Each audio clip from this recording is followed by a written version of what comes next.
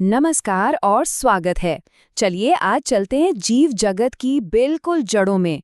एक ऐसे जीव की कल्पना कीजिए जिसके पास न दिल है, ना दिमाग और ना ही कोई मांसपेशियां।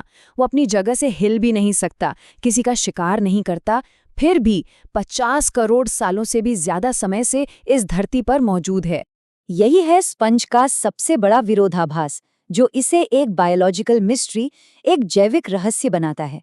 तो आज हम इसी पहेली को सुलझाएंगे और बात करेंगे संग पॉरीफेरा की, यानी स्पंज के उन रहस्यों की जो पृथ्वी पर मौजूद सबसे सरल बहुकोशिकीय जीवों में से एक हैं।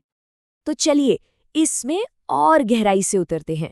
हमारा पहला खंड इसी बात पर है, इनकी अविश्वसनीय लंबी उम्र। जानवरों वाली ज्यादातर खासियतें न होने के बाद भी स्पंज ने धरती पर अपनी जगह बनाए रखी है।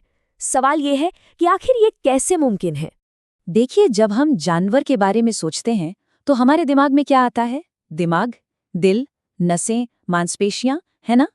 लेकिन स्पंज स्पंज इन सारे नियमों को तोड़ देता है। इनके पास कोई असली टिश्यू या ऑर्गन नहीं होते। ये तो बस अलग अलग तरह की कोशिकाओं का एक ऐसा झुंड है जो एक दूसरे के साथ मिलकर काम करते हैं, और यही बात इन्हें इतना ज्यादा अनोखा बनाती है। तो इनके जिंदा रहने की इस पहेली को सुलझाने का जो पहला सुराख है, वो इनकी शरीर की बनावट में ही छिपा है। इनका शरीर भले ही हमें सिंपल लगे, लेकिन ये एक ऐसा शानदार डिजाइन है जो लाखों सालों से एकदम कारगर साबित हुआ है। अरे, इनके नाम में ही तो इनका सबसे बड़ा राज छिपा है। पोरीफेरा के मतलब ही होता है छिद्रधारक, और जैसा कि नाम से ही पता चल रहा है, इनका पूरा शरीर छोटे छोटे बहुत सारे छिद्रों यानी छेदों से ढका होता है। और यकीन मानिए, यही छिद्र इनके जीवन का आधार हैं। जरा इस फर्क को देखिए। ज्यादातर जानवर इधर उधर घूमते हैं, लेकिन स्पंज वो एक ही जगह पर टिके रहते हैं, बिल्कुल पौधों की तरह। और उनमें कोई सिमिट्री यानी समरूपता भी नहीं होती। मतलब आप उनके शरीर को दो बराबर हिस्सों में नहीं बांट सकते। ये सेल्यूलर लेवल का संगठन ही उन्हें बाकी एनिमल किंगडम से बिल्कुल अलग खड़ा कर देता है। अब सवाल ये उठता है कि ये नरम सा शरीर अपना आकार कैसे बनाए रखता है। तो इसके लिए इनके पास एक अंदरूनी ढांचा होता है, एक कंकाल, जो स्पिक्यूल्स नाम की छोटी सुई जैसी संरचनाओं या फिर स्पॉन्जिन नाम के नरम प्रोटीन फाइबर से बना होता है। यही ढांचा उन्हें अपना आकार बनाए रखने में मदद करता है, चाहे पानी का बहाव कितना भी तेज क्यों ना हो। तो अब सबसे बड़ा सवाल, एक ऐसा जीव जो हिलडुल ही नहीं सकता, वो आखिर खाता कैसे होगा? इसका जवाब है उनका कमाल का कैनाल सिस्टम, मतलब नहरों का एक जाल। ये एक जीवित वाटर पंप की तरह काम करता है, जो खाने को खींचकर सीधा उनके पास ले आता है। ये प्रोसेस बहुत ही सरल लेकिन शानदार है। पानी छोटे छोटे छेदों, जिन्हें ओस्टिया कहते हैं, से अंदर आता है, फिर स्पॉन्जोसील नाम की सेंट्रल कैविटी में घूमता है और आखिर में ऑस्कुलम नाम के एक बड़े से छेद से बाहर निकल जाता है। पानी का ये लगातार बहाव अपने साथ खाना और ऑक्सीजन लाता है और शरीर से गंदगी को बाहर निकाल देता है। सच में यही है स्पंज का पूरा लाइफ सपोर्ट सिस्टम। चलिए आप जरा और जूम इन करते हैं और देखते हैं कि पर्दे के पीछे असली काम कौन कर रहा है। इस पूरे सिस्टम को चलाने वाली कुछ खास तरह की कोशिकाएं हैं, और वही इस पूरी प्रक्रिया के पीछे की असली ताकत हैं। और इन कोशिकाओं में सबसे अहम है कोएनोसाइट्स, जिन्हें हम कॉलर सेल्स भी कहते हैं। ये सेल्स ही स्पंज के सर्वाइवल की पूरी कहानी के मुख्य किरदार हैं। इन कमाल की कोशिकाओं के दो बहुत ही जरूरी काम हैं। पहला, इनके पास फ्लैजेलम नाम की एक चाबुक जैसी पूंछ होती है, जो लगातार हिलकर पानी का करंट बनाती है। और दूसरा, ये एक फिल्टर की तरह काम करती हैं, जो पानी में बहते हुए छोटे छोटे प्लैंकटन और बैक्टीरिया को खाने के लिए फंसा लेती हैं। इस प्रक्रिया को एक नाम दिया गया है, इंट्रासेल्युलर डाइजेशन, यानी अंतःकोशिकीय पाचन।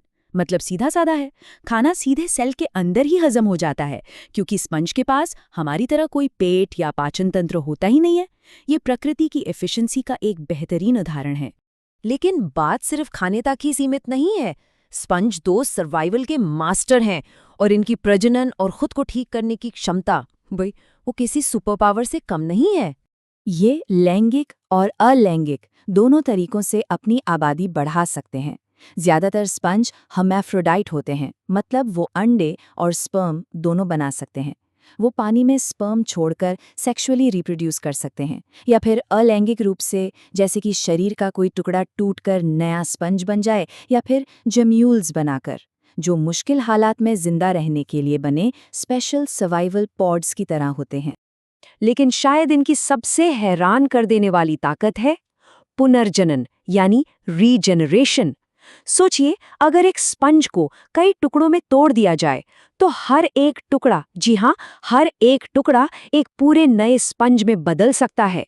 सिर्फ कुछ कोशिकाओं के समूह से एक नया जीवन। ये सच में अविश्वसनीय है और हमें जीवन की परिभाषा पर फिर से सोचने पर मजबूर करता है। तो ये सब जानने के बाद ये सवाल तो उठता ही है कि आखिर इस सीधे सादे जीव की इतनी अहमियत क्यों है? इसका जवाब ये है कि स्पंज हमारे इकोसिस्टम में, हमारे पारिस्थितिकी तंत्र में एक बहुत ही जरूरी भूमिका निभाते हैं। असल में स्पंज सिर्फ जीवित चट्टानें नहीं हैं, जैसा कुछ लोग सोचते हैं।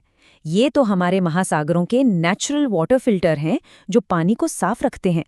ये अनगिनत छोटे समुद्री जीवों के लिए घर और पनाह का काम करते हैं। और सबसे बढ़कर ये हमें याद दिलाते हैं कि जीवन के सबसे सरल रूप भी कितने अविश्वसनीय तरीके से जीने के लिए बने हैं। ये जीव जगत की शुरुआत का एक जीता जागता नमूना है। और ये हमें एक बहुत ही दिलचस्प सवाल पर लाकर छोड़ देता है।